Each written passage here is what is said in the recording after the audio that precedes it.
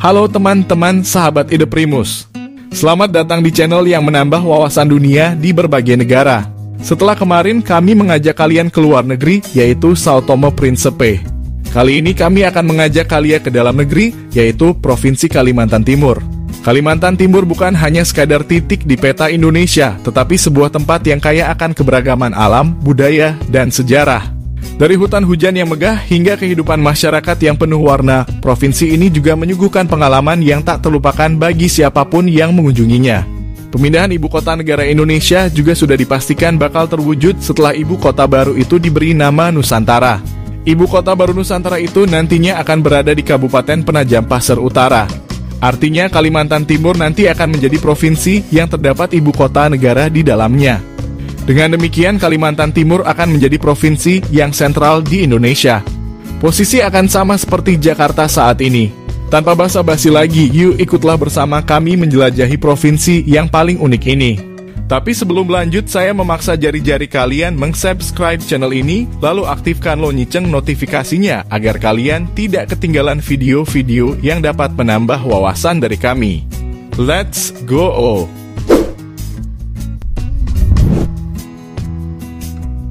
Pembentukan Provinsi Kalimantan Timur dilakukan pada tahun 1956 melalui Undang-Undang Nomor 25 Tahun 1956 dengan APT Pranoto sebagai gubernur pertamanya.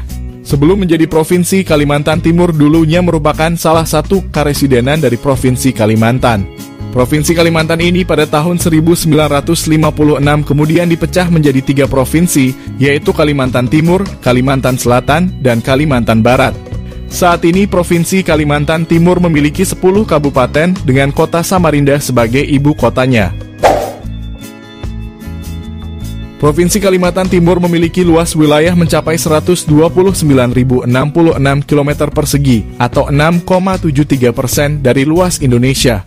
Luas ini menjadikan Kalimantan Timur sebagai provinsi terluas keempat di Indonesia setelah Papua, Kalimantan Tengah, dan Kalimantan Barat. Kalimantan Timur dibagi ke dalam 7 kabupaten, 3 kota, 107 kecamatan, dan 1032 desa atau kelurahan. Letak Kalimantan Timur berada di sisi paling timur Pulau Kalimantan.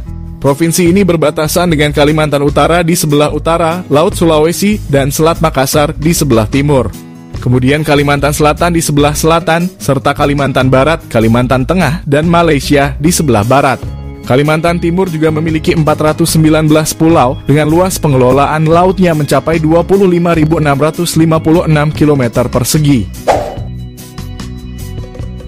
Berdasarkan sensus penduduk tahun 2020 yang dilakukan Badan Pusat Statistik BPS, jumlah penduduk di Provinsi Kalimantan Timur mencapai 3,77 juta jiwa. Jumlah ini terdiri dari 1.962.634 laki-laki atau 52,1% dan 1.804.405 perempuan atau 47,9%. Sebaran penduduk Kalimantan Timur terkonsentrasi di kota Samarinda yang dihuni oleh 827.994 penduduk atau 21,99% dari total penduduk Kalimantan Timur. Kota terpadat kedua di Kalimantan Timur adalah Kabupaten Kutai Kartanegara dengan total penduduknya 729.382 jiwa atau 19,37%. Kalimantan Timur belum memasuki era aging population yang ditandai dengan persentase penduduk lansianya masih kurang dari 10%, yaitu 6,22%. Upah minimum provinsi atau UMP di Kalimantan Timur tahun 2022 ditetapkan sebesar Rp3.014.497. Angka tersebut menandakan UMP Kalimantan Timur 2022 mengalami kenaikan 1,1% atau Rp3.311.850 dibanding UMP tahun 2021. Perhitungan besaran UMP mempertimbangkan beberapa hal seperti inflasi, pertumbuhan produk domestik bruto, hingga kebutuhan hidup layak di Kalimantan Timur. Kalimantan Timur merupakan provinsi dengan penduduk yang beragam dari berbagai suku bangsa. Namun suku asli Kalimantan Timur sesungguhnya adalah suku Kutai dan suku Dayak di pedalaman. Keberadaan suku Kutai ini sejalan dengan fakta sejarah tentang adanya kerajaan Kutai Martadipura yang merupakan kerajaan Hindu tertua di Nusantara. Kerajaan Kutai Martadipura ini disinyalir berdiri pada abad ke-4 Masehi dan memiliki peninggalan sejarah tertua di Indonesia. Namun, suku Kutai bukan mayoritas penduduk di Kalimantan Timur. Ada suku lain yang jumlahnya lebih besar seperti suku Jawa, suku Bugis, hingga suku Banjar. Kalimantan Timur memiliki sejumlah tempat wisata unggulan yang bisa menjadi pilihan bagi masyarakat yang ingin berlibur. Di antaranya yaitu Pantai Sekerat, Air Terjun Kedang Ipil, Museum Mula Warman, Desa Budaya Pampang, Kepulauan Derawan, hingga Islamic Center Samarinda.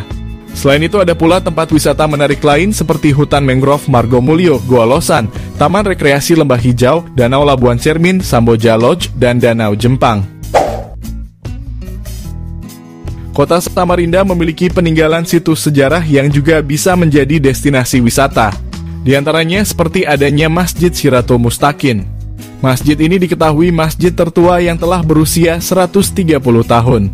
Masjid ini didirikan pada tahun 1881 oleh Pangeran Bendahara atau yang dikenal dengan nama Habib Abdurrahman bin Muhammad As-Segaf.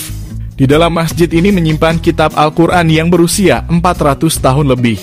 Masyarakat Samarinda dulunya melaksanakan upacara adat warisan leluhur seperti upacara adat Beluluh. Tradisi ini adalah mantra yang mewakili harapan orang tua yang bertujuan untuk keselamatan dan kebijaksanaan sebagai manusia.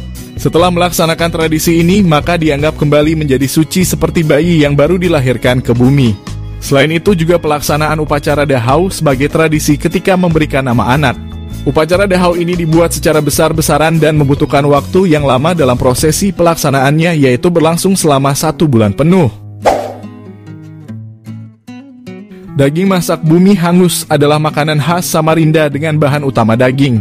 Daging sapi yang digunakan untuk makanan ini dimasak dalam waktu yang cukup lama dengan bumbu kecap hingga berwarna hitam. Warna hitam dari kecap itulah yang membuat makanan ini bernama daging masak bumi hangus. Hitam yang legam dan aroma kuat dari bumbu-bumbu menyerap ketika dimasak menjadi ciri khas dari makanan khas Samarinda tersebut. Kemegahan bangunan berkubah besar dan menara yang menjulang tinggi menjadikan Masjid Islamic Center sebagai masjid termegah dan terbesar kedua di Asia Tenggara setelah Masjid Istiqlal.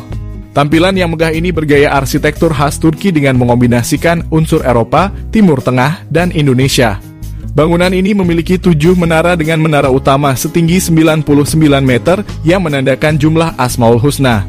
Sedangkan 6 menara lainnya adalah simbolis rukun iman.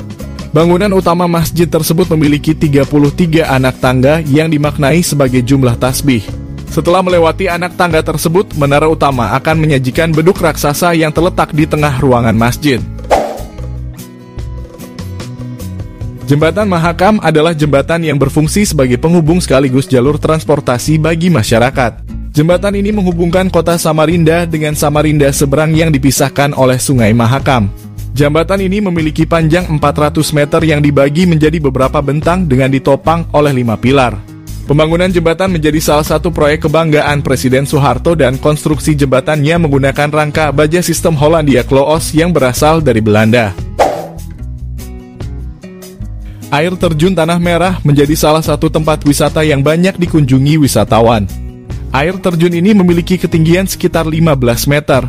Berbeda dengan air terjun pada umumnya, air terjun ini memiliki air dengan warna coklat kemerahan. Ketika air tersebut meluncur ke bawah akan terlihat bening dan bersih. Namun, ketika berada di kolam akan berubah warna menjadi coklat kemerahan. Hal tersebut dikarenakan dasar kolam air terjun memiliki komposisi tanah gambut. Akibatnya, ketika air masuk ke dalam kolam akan berubah warna sehingga tidak dapat digunakan untuk berenang. Tetapi para pengunjung dapat menikmati keindahan perkampungan yang masih alami dengan pohon-pohon yang rindang di sekitar kawasan air terjun ini. Rumah Lamin adalah rumah adat suku Dayak yang menjadi rumah adat Kalimantan Timur pertama. Rumah ini berbentuk rumah panggung yang panjang dan sambung menyambung terdiri dari banyak kamar. Panjang rumah ini mencapai 300 meter dengan lebar 15 meter dan tinggi kurang lebih 3 meter.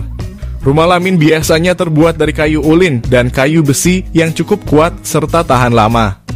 Rumah ini menjadi identitas bagi masyarakat suku Dayak. Ukuran rumah yang memanjang membuat rumah tersebut dapat dihuni oleh 25 hingga 30 kepala keluarga dan mampu menampung sekitar 100 orang. Pesut sudah tak asing lagi di Samarinda karena mamalia air tersebut menjadi lambang dari kota Samarinda. Dua ekor pesut yang saling berhadapan melambangkan kerjasama serta koordinasi yang baik antara legislatif dan eksekutif dalam membangun kota Samarinda. Hewan ini juga dijadikan sebagai monumen yang ada di dekat kantor Gubernur Kalimantan Timur. Ikan pesut merupakan mamalia yang hanya bisa ditemukan di beberapa daerah, termasuk Kalimantan Timur. Dahulu pesut dapat ditemukan di bantaran Sungai Mahakam dan di Kecamatan Kota Bangun, Kutai Kartanegara. Semboyan Provinsi Kalimantan Timur adalah Ruhwi Rahayu. Semboyan ini tercantum pada lambang provinsi di bagian bawah, di mana Ruhwi Rahayu bermakna cita-cita dan tujuan rakyat Kalimantan Timur dalam menggapai tatanan sosial yang bahagia, adil dan makmur, aman, tentram yang diridhoi Allah.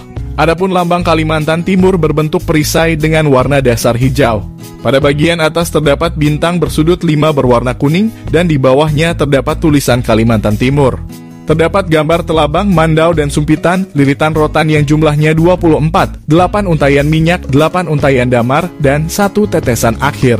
Kemudian terdapat 4 titik terukir di ujung mandau dan 5 lilitan di ujung sumpitan. Sekian video kali ini, jika ada yang ingin kalian pertanyakan, tulis jawaban dan pendapat kalian di kolom komentar di bawah. Dan jangan lupa untuk like, share, dan subscribe channel Ide Primus, agar kalian tidak ketinggalan video-video terbaru dari kami. Jika ada topik lain yang perlu kami bahas, kalian dapat juga menulisnya di kolom komentar. Sumber yang digunakan dalam video ini dapat kalian lihat di kolom deskripsi. Terima kasih sudah menonton dan sampai jumpa di video berikutnya.